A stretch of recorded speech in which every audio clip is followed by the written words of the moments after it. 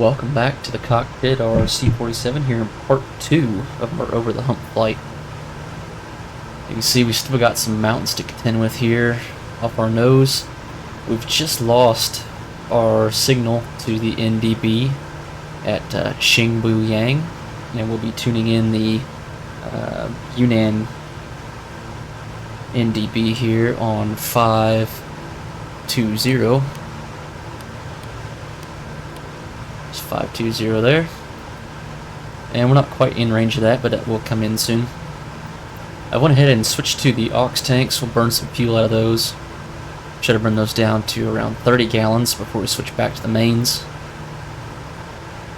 And everything's gone well so far. We're cruising nicely, right around 13,500. We're bouncing around a little bit due to some turbulence over the mountains. For the most part, everything's going well. I pulled the power back just a little bit to help on our fuel consumption.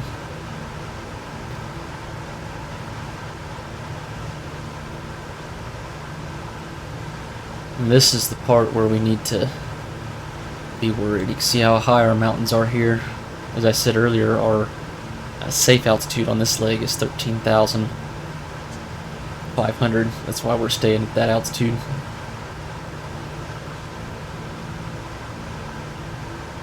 We're going quite well so far.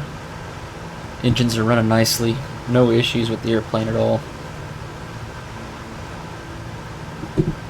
So we talked about in part 1 some issues to start up there, and I did mention a little bit about the command issues they had, and didn't really expound on that, so we'll talk about that here just for a moment.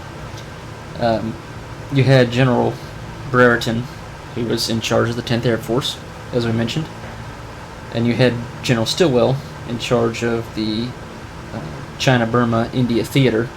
He was the commander of the ground forces there, as we mentioned. So what ended up happening is Brereton was given partial command as the 10th Air Force, but Stilwell was also given partial command. So it was almost like a 50-50 split of who was in command, and they were also ordered by General Marshall to cooperate when requested with the British there in India. So you can imagine the confusion and the communications that would have had to gone back and forth to requisition men and aircraft and getting spare parts and the like, going back and forth constantly, communicating with the War Department in Washington, and just the constant confusion that could have arose and did arise with this split command.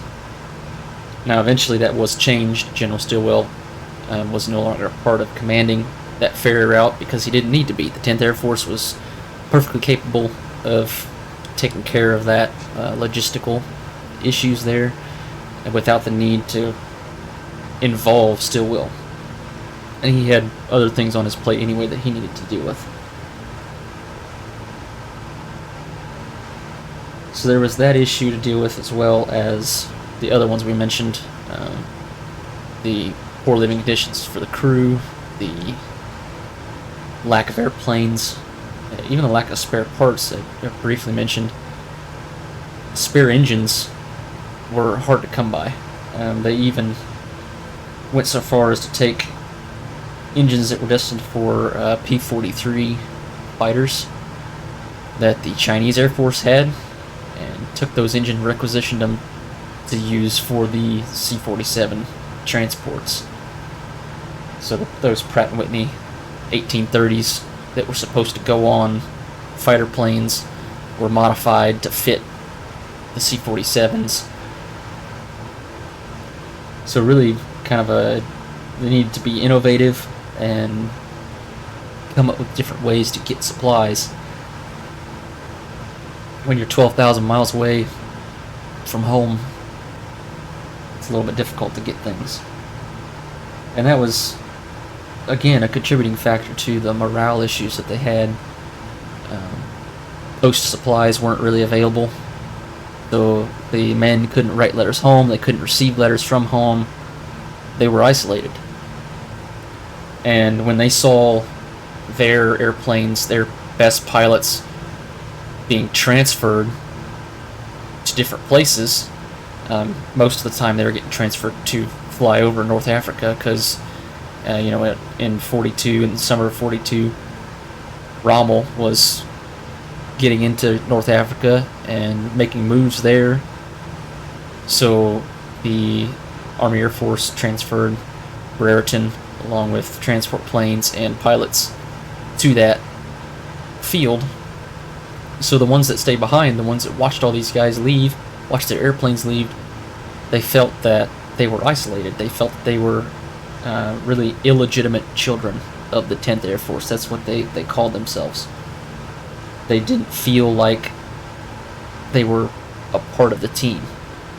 And so you can imagine how that would have contributed to their lack of morale and not wanting to be there in India, on top of being hot, having diseases to deal with, poor living conditions, not great food.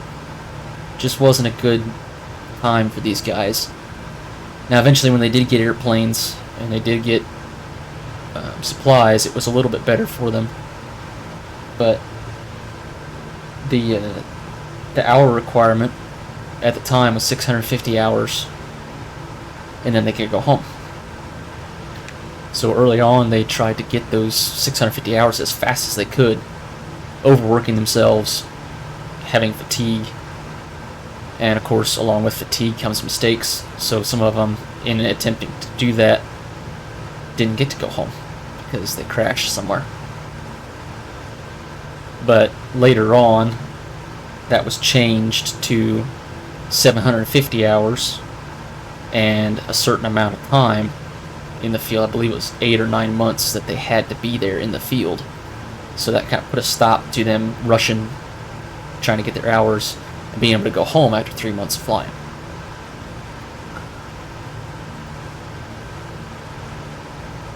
Hit a little turbulence there over the mountains, which would be nothing in comparison to what it would be on a bad day. So thankful for that today. So we'll carry on here and cruise, and we should be at our top of descent here in around an hour, and I will come back to you then.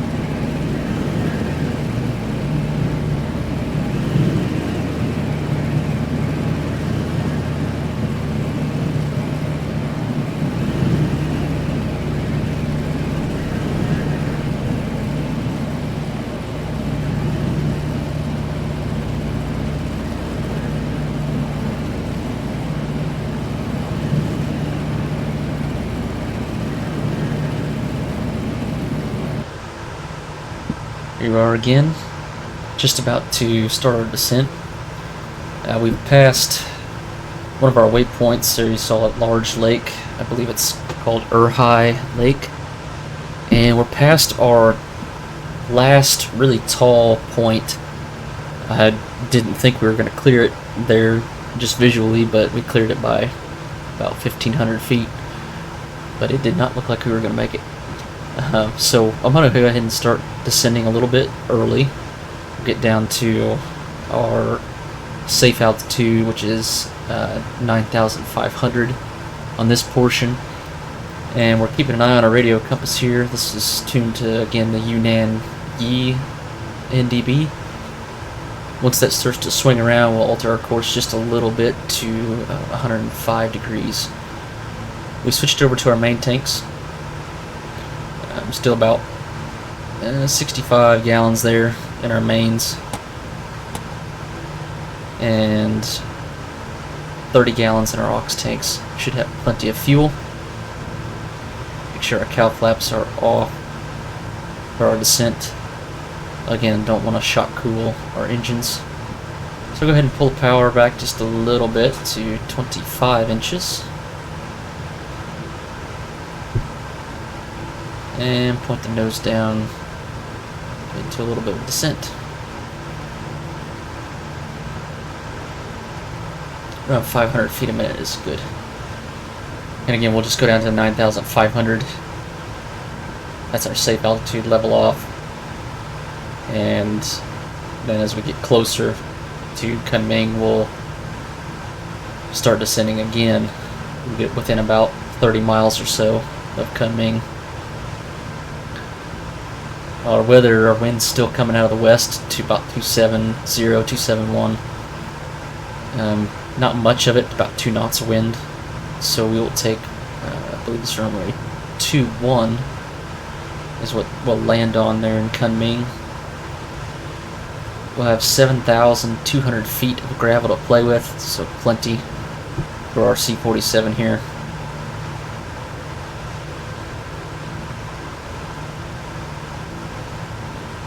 See our needle on our NDB just starting to swing a little bit there.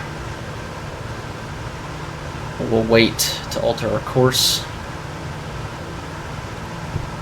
So this cargo we're carrying has come a long ways so far.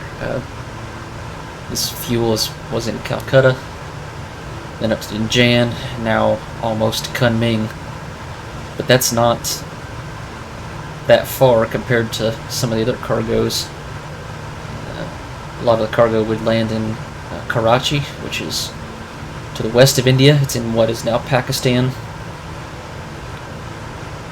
And it would go from Karachi all the way across India to Chabua or Dinjan, depending on the time frame. And there's various reasons for choosing Karachi. Of course, Rangoon was taken by the Japanese. That would have been a lot closer, but you can't get in there when the Japanese control it. Calcutta, I believe the issue there was it was too small to handle the volume of freight that would have been coming in, so that left Karachi. Plus it was far enough away from the Japanese advance that the chances of it being taken were a lot lower than Calcutta. I believe that was also the other deciding factor there. And oftentimes, due to the poor roads and also the railway system there in India being out of date, the problem being that the gauge of the railroad was often different gauges across the country. It was not standardized, so you couldn't just take one train all the way across the country. You had to switch cars, switch trains, and when it came to a river, there wasn't any bridges across one particular river, and they had to float the rail cars on barges across the river. Sometimes they were using camels, which according to one newsreel was a mode of transportation as old as the centuries and almost as slow. So very slow transport across the country. So slow, in fact, that it oftentimes took as long to get across India as the cargo took to get from the US to Karachi by boat. So super slow transport there. And the other issue was the communications across India was not that great. They did have telegram and telephone lines, but oftentimes they were unreliable. The telegraph could take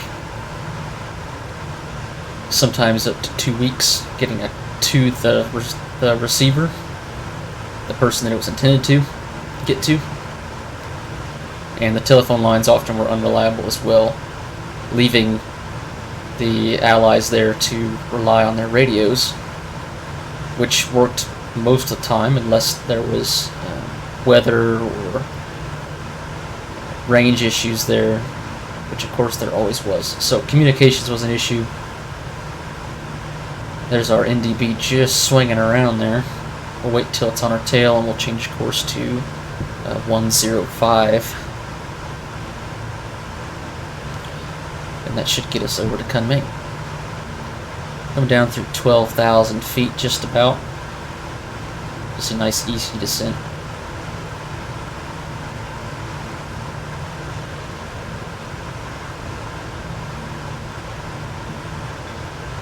We'll track this NDB outbound just for a little while, and then we'll switch over to the Kunming beacon and home in on that.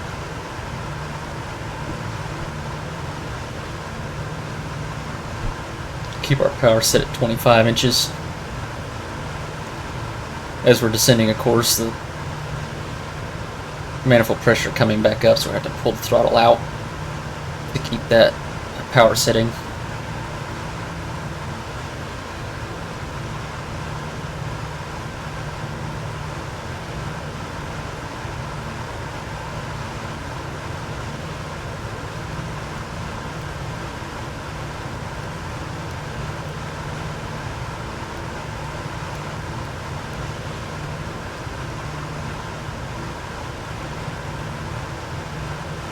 Coming around to 105 degrees now. Set our compass just to have a reference.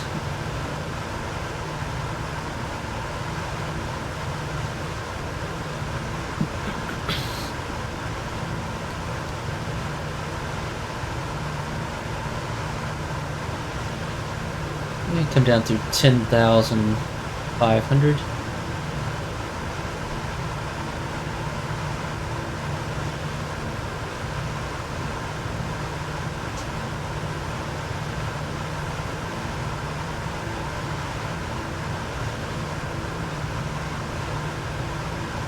You can see how rugged the terrain was as we were going along.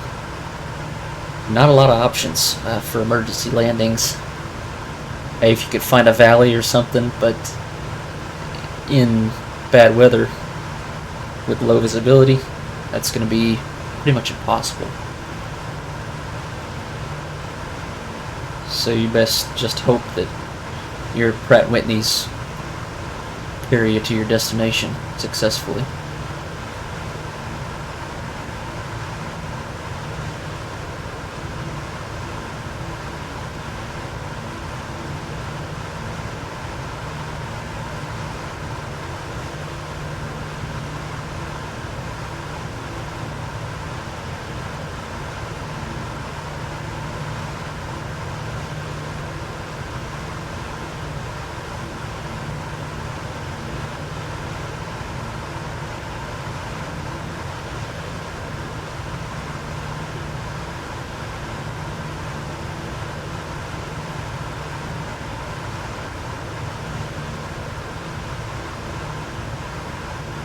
There's 10,000 feet, 500 to go. We'll level off there, as I said, to keep our safe altitude, and as we get within about 30 miles of Kunming, we'll start our descent again. Kunming sits about 6,200 feet above sea level. So we'll have to get down to that altitude.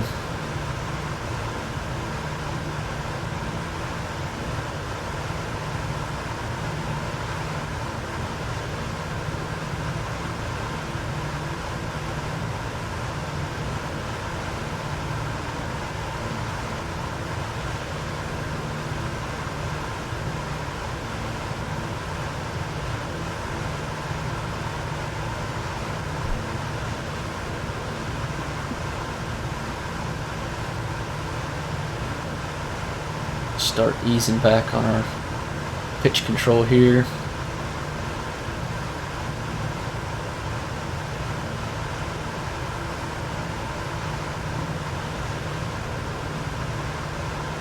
I don't believe this is actually the correct way to use this gyro pilot, but it works here in the sim. I believe its actual purpose is just to keep it straight and level. You control the plane itself to get the straight and level and then engage the gyro pilot. That's the old Sperry. I believe it's an A3. Could be wrong on that, but it is a Sperry gyro pilot.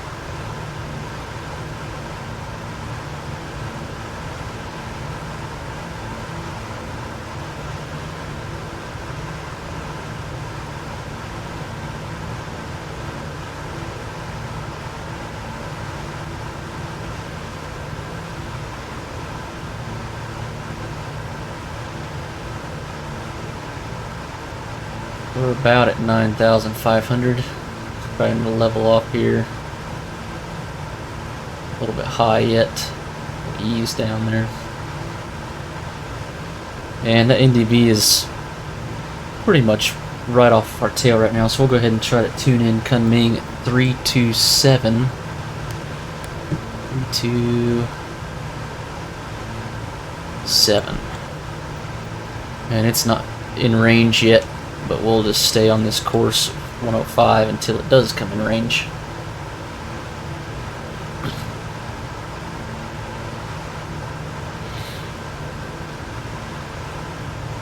Getting bounced around a little bit by turbulence over the hills there.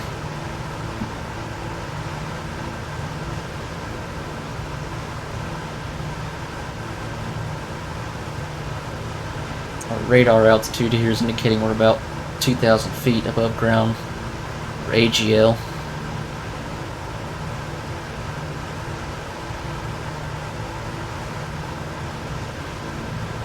I'm okay with that margin. That's safe enough. Keeping power at 25 inches still. Down to around 60 gallons in our mains. Actually closer to 55 by the looks of it.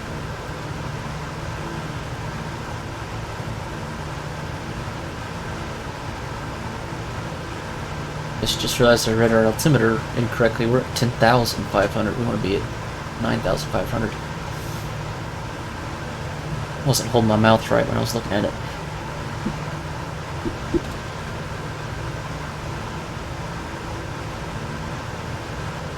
There's 500 feet to go. For real this time.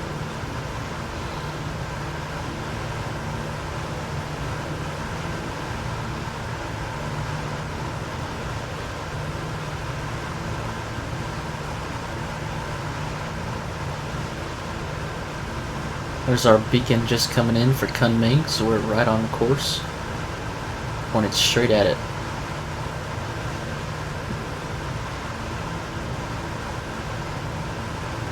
So from the direction we're coming in, I think the plan will be to overfly the field and then make a left-hand turn to enter that left downwind for runway 21 and then make our landing. We're still quite a ways out yet, but we're getting closer.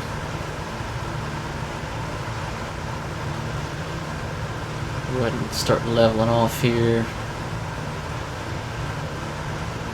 For real at 9,500 now. Looked at it correctly this time.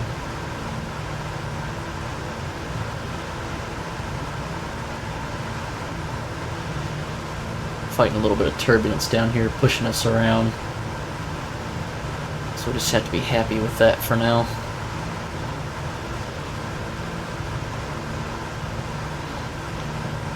About 26 minutes out to our destination.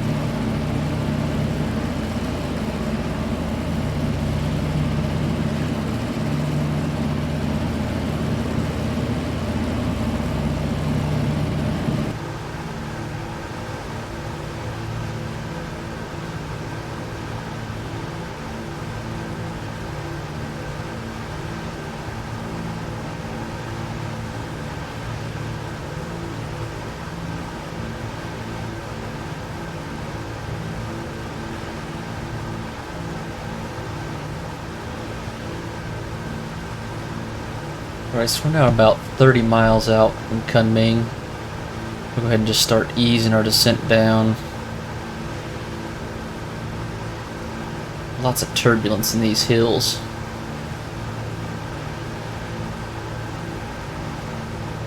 Should be just over this ridge here. It's Kunming. Start slowly working our way down there.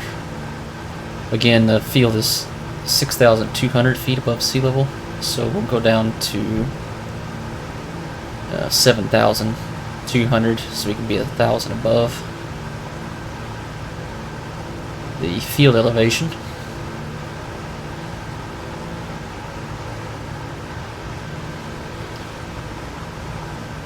Just ease down about 500 feet a minute as usual. Flying these old planes is really all about consistency, especially when you get to the approach phase.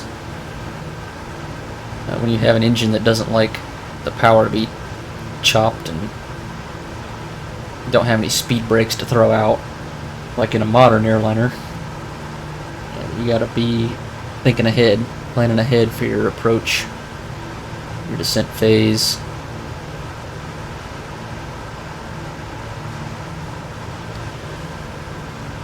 And we're keeping our power at 25 inches and our RPMs at about 1900. Again, as we've mentioned before, keeping a 5-inch spread between your RPM and your manifold pressure, especially when above 140 indicated. Once we get down below 140, we can go square, of course, but right now we want to keep a 5-inch spread.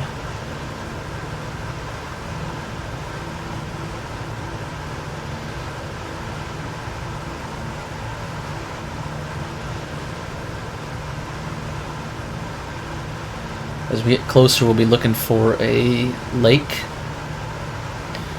which I believe is called Dianchi Lake, and the field will be just to the north of that.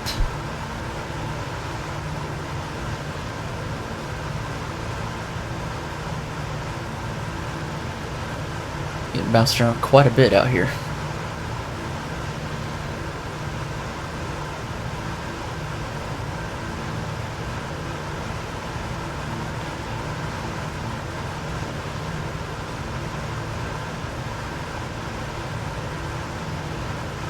Fuel situation's still looking okay. We've got about 40 gallons in our mains and still 30 gallons in the aux tanks.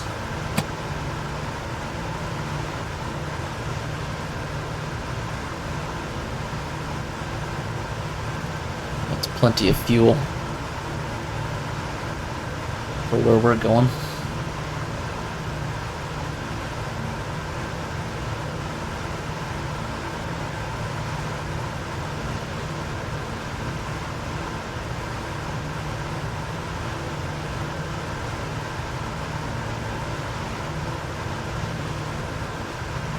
Level off here for just a moment.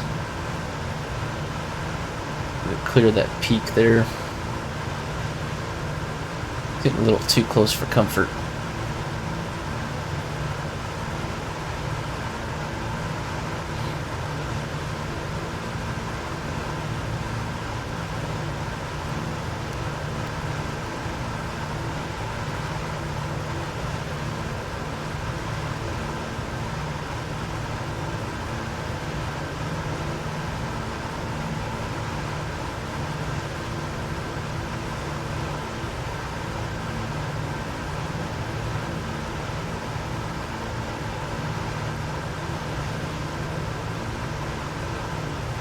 Wait until we're past this peak and then continue on down. Yeah, we should clear that now, so we'll go ahead and kick down back to 500 feet a minute.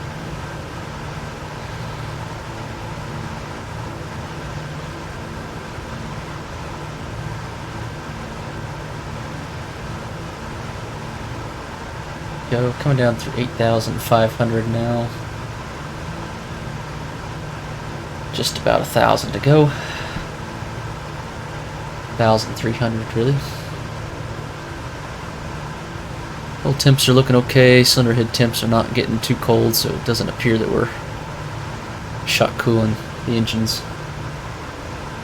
Although that is hard to tell because you really only are monitoring one cylinder to get these readings, so you don't have a good picture of each individual cylinder. So that's why you got to be extra careful when running these radials.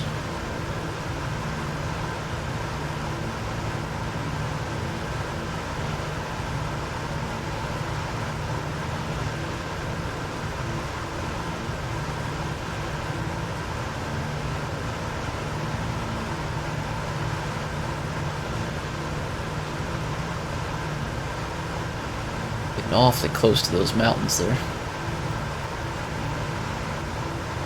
That's a little concerning.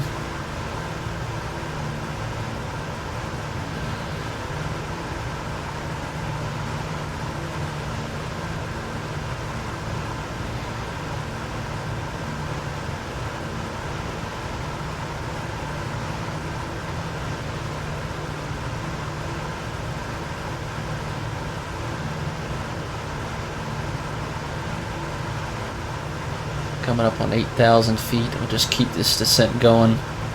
Looks like we will clear that hill. It'll be close, but we'll clear it. And I'm thinking just starting to see the lake coming in right here. Off to our right. Which, if the field is to the north of that, tracks with what we're seeing on our radio compass there. There we go. So we did a decent job of navigating there.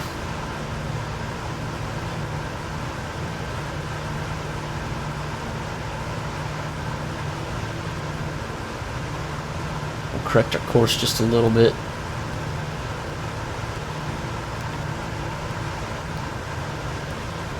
To the north, well, really east, but turning left, go a little more north. We should be able to spot our field here in just a moment.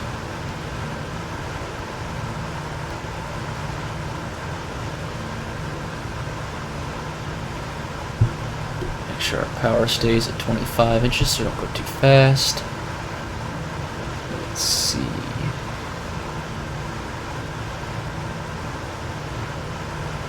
Might be difficult to spot this field here.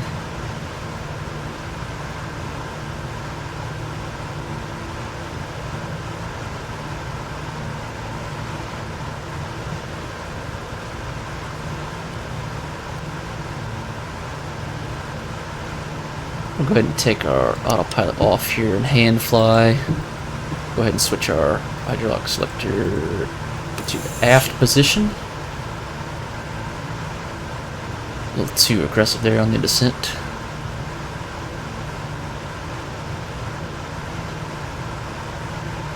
Field should be just there off our nose. Coming up on 7,500.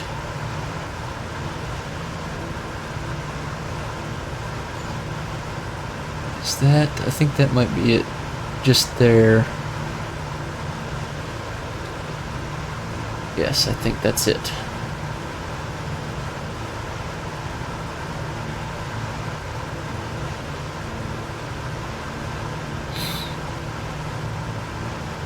The runway just there in front of us.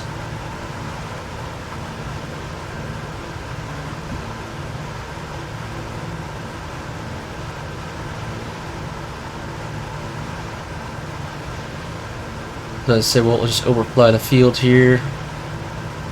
And then we'll make a left-hand turn to get onto runway 21. Welcome to Kunming. A little bit more densely populated, no doubt, than it was back then, but nonetheless,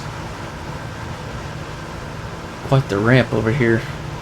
We'll have to see what's on that ramp there. Looks like maybe some C-46s, C-47s, of course.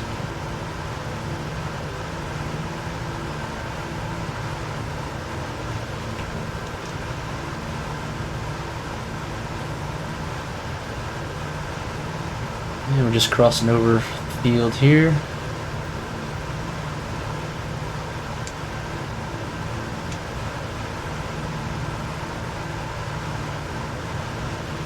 Ease up on our descent there and get trimmed out.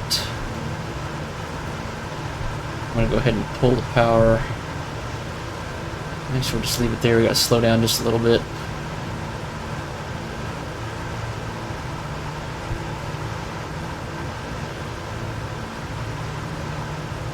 Coming down to 150. We'll go ahead and take the gear now and make a downwind turn.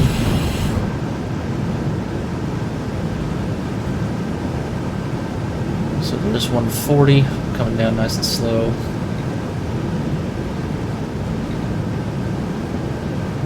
So go ahead and pull the power back a little bit. There's 120.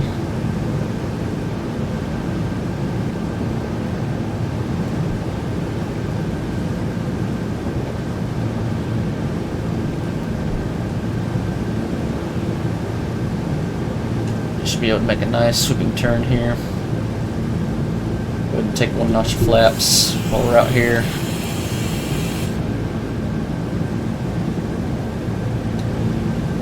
There's the field there. A little bit further out than I intended, but that's okay. Wait until we're at a 45 before we do a turn. We'll get power back to 20. Start a little bit of a descent.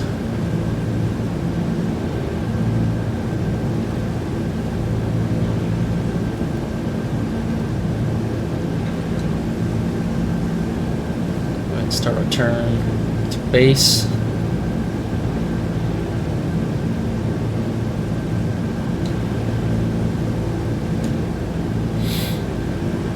Looking okay.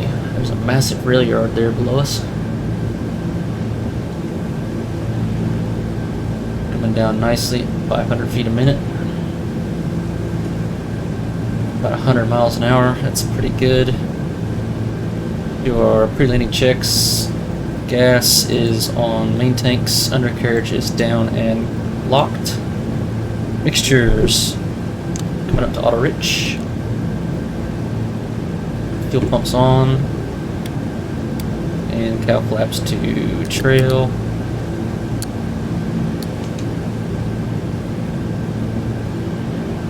Go ahead and take 1/2 notch flaps. Straighten out here a little bit. And we'll take 3/4 flaps now. Looking pretty good. Pull back a little bit more power.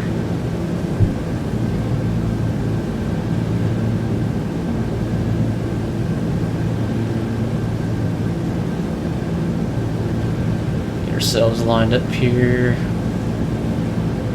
about 100 over the fence.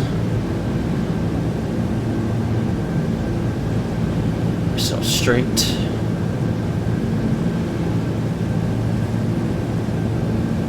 And we ease back on the power and go full flat on our props. Leveling off. Let the speed bleed off.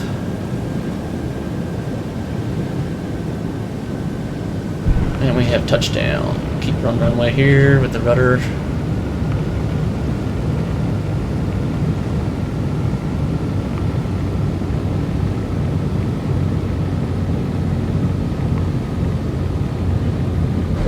And the tail's down.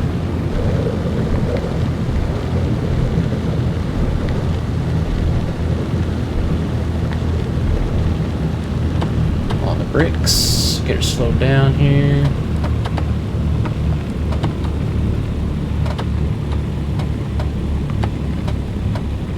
Exit the runway.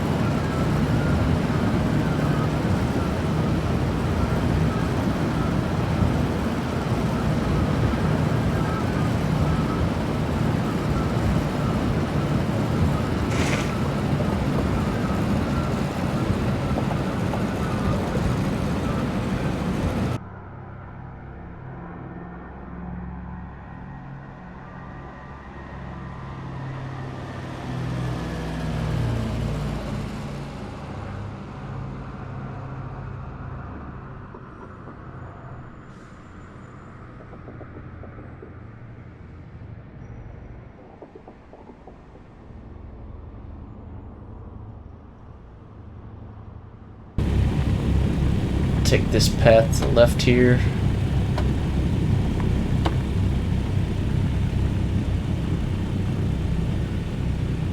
There's a C-47 sitting there. That's cool. This is an excellent mod, this Flying the Hump mod. I'll go ahead and come to a stop here. Check that out, C-87. Beautiful. Open our cow flaps. Over on the ground. Boost pumps can come off. And flaps can come up. And we'll go ahead and taxi over to parking. And we'll see you over there.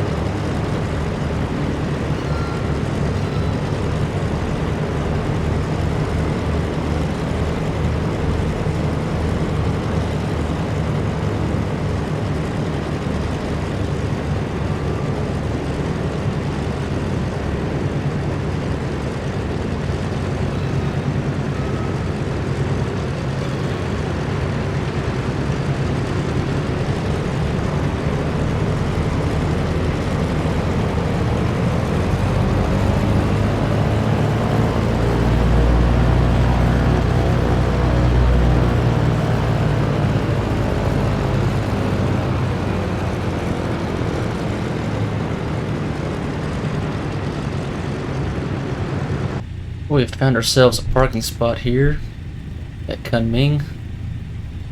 Go ahead and get our engines up to 1200 so they can scavenge for some oil real quick.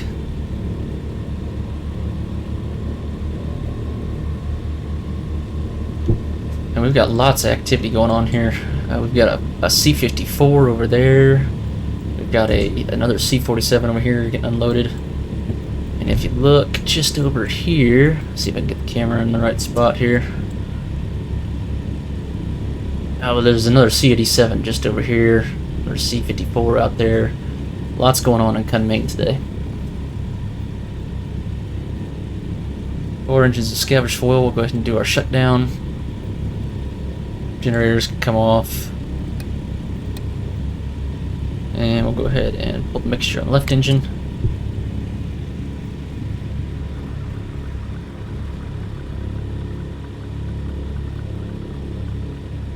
Good shutdown on the left engine there. Mags can go to off. And mixture on the right engine, idle cut off.